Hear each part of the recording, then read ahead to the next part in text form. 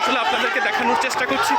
শিক্ষার্থীরা কিন্তু পুলিশের গাড়ি একটিকে দেখেছেন এবং সেটির উপর হামলা করার জন্য কিন্তু তারা দৌড়ে যাচ্ছেন এবং পুলিশের গাড়িটি কিন্তু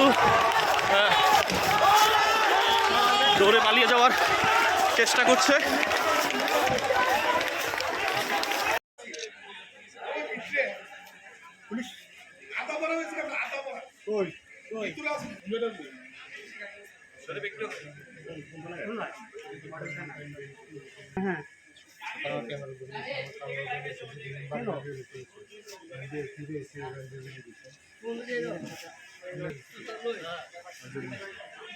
আচ্ছা এই কি কি ইয়ে আমরা দেখাবো।